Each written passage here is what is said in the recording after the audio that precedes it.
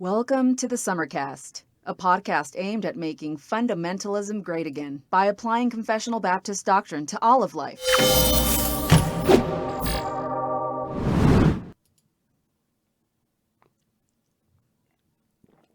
This is good coffee. It's really good coffee. Notice I'm drinking in a clear cup. I'm not used to this. This is something Christy does, my wife, and I do it every once in a while, but it's just, I don't know. Clear cups remind me of like orange juice, whereas like, solid colored coffee cups, that's coffee, right? You don't drink orange juice out of things you can't see through, and you don't drink coffee out of things you can see through. I don't know. That's, I guess that's cultural bias. But here I am drinking out of a clear coffee cup. Excellent coffee, of course, because it's that good Mexican coffee that I told you guys like a long time ago about. Anyways, we're all familiar with the clown car that is Russell Moore and the ERLC. But recently, an article from like 2014 has begun recirculating social media, and I caught wind of it, and it's very relevant. It's a number of years old, but it's very relevant because what happens in the article is words are confused, or they're conflated, and two different words are really made to look like the same, referring to the same concept. And one of the things in this discussion is that's one of the problems in this discussion. When you're talking to someone about Christians who claim that they're same-sex attracted, and the issue arises whether or not that attraction is sin. There are a number of people who are saying, well, no, it's not sin, because to be tempted is not the same thing as sinning. And so they're equating attraction with temptation. They're equating attraction with temptation. And one of the things I would argue for is that attraction is not the same thing as temptation. But let's go ahead and take a look at this article. Let me pull this up.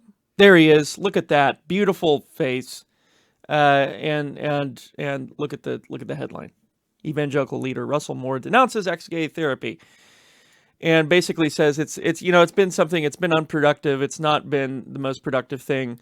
It's been counterproductive. In fact, that's what he says. But one thing I want you to notice here, and I wish I could bring this, kind of make it bigger, but I didn't think enough ahead. This line right here, I don't know if I can highlight it. I can't. So you're gonna have to just trust me here. The line right above the picture. Moore said evangelicals had an inadequate view of what same-sex attraction looks like. Okay, so put that in a file in your mind, and then come down here to the line right after the picture. The Bible doesn't promise us freedom from temptation. The Bible promises us the power of the Spirit to walk through temptations. Now, automatically, what happens when you make this these two words equal? What happens is automatically to be attracted to the same sex is no longer sinful. And if it's no longer sinful, you no longer have to worry about that, but you need to trust in the Spirit of God that He's going to cause you to walk through it. Okay, now He's not going to deliver you out of it. He's going to cause you to walk through it. Okay, so there's a couple of things here. One of my arguments has been that there should be a distinction made between outward temptation and inward temptation. And really, this is all we need from that article, so I'll just make it go away.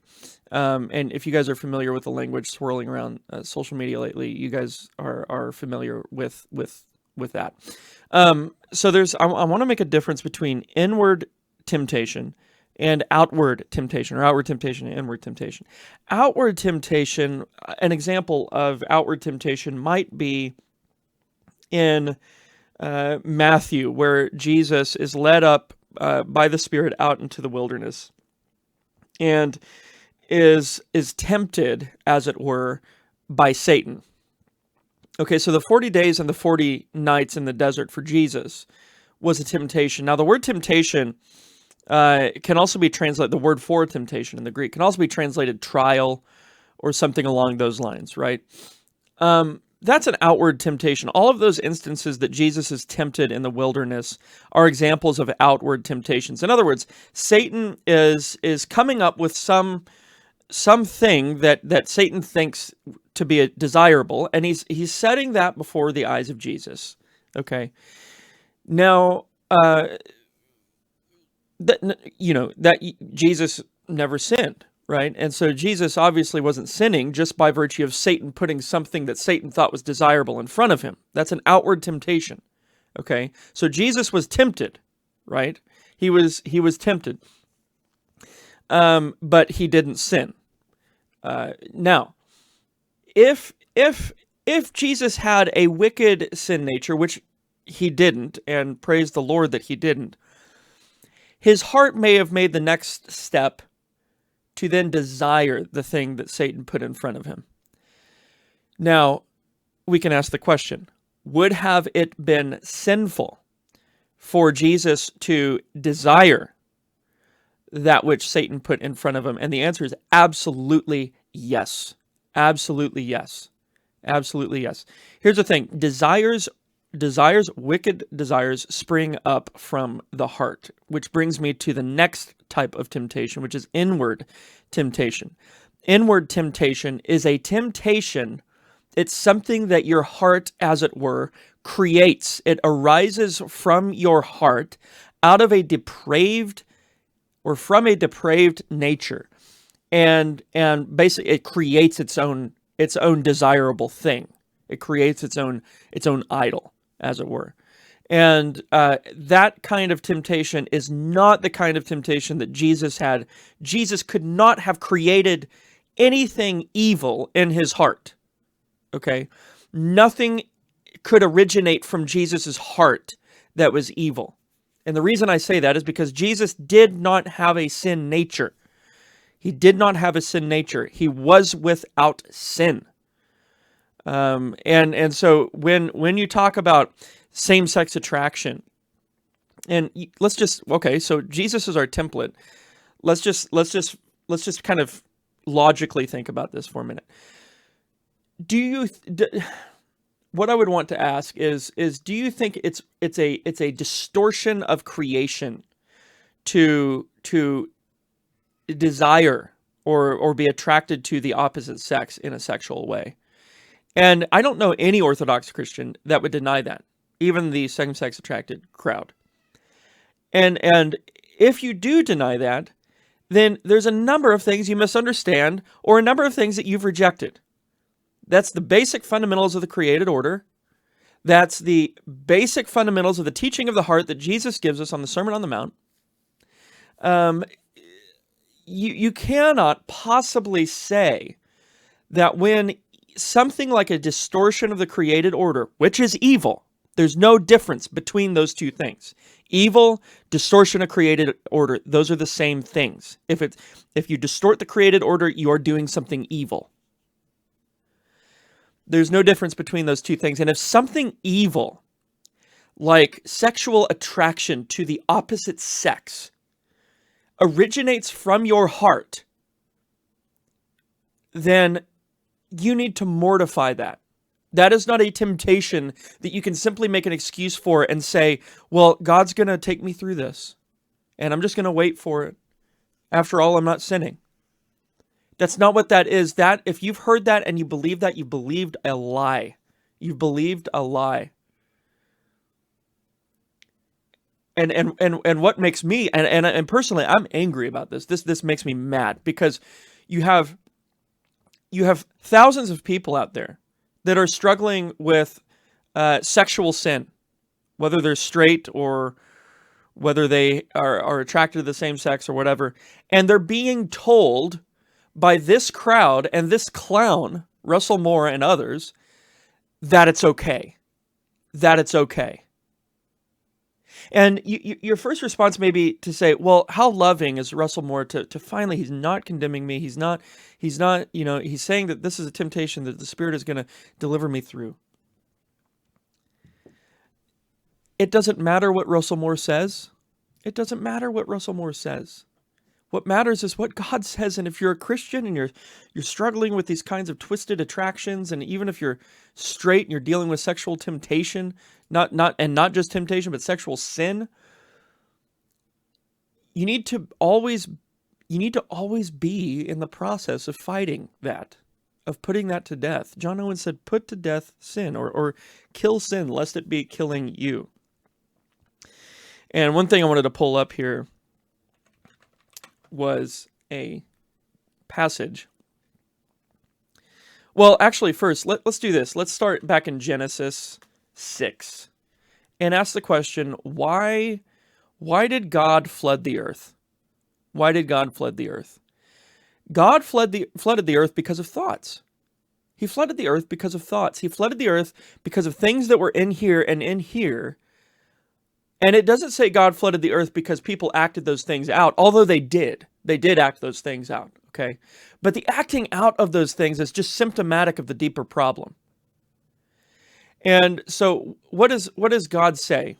He says in Genesis 6:5, well, it's what God saw, actually. In 6:5, he said, Genesis says, "Then the Lord saw that the wickedness of man was great in the earth, and that every intent of the thoughts of his heart was only evil continually."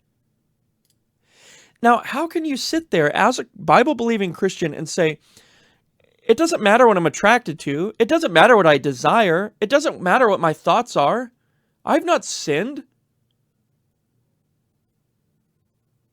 Brothers and sisters, the Bible paints a very different picture for us. Another place I wanted to go, bear with me a moment, because I didn't have the exact reference. Let's see.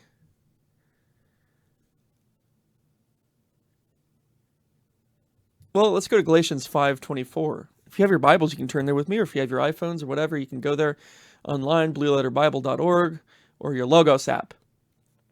Galatians 5:24. "And those who are Christ's have crucified the flesh with its passions and desires." And then the exhortation comes afterwards, verse 25. "If we live in the Spirit, let us also walk in the Spirit." Now, in Galatians 5:25, the word that Paul uses for passions is actually a word that could be translated the affections. It's the affections, right? And what are affections? Affections and passions, basically the same thing. Affections and passions are basically the same thing. And what essentially the Russell Moores and the people of the SSA crowd, the same-sex attracted crowd, are saying is that it's no big deal.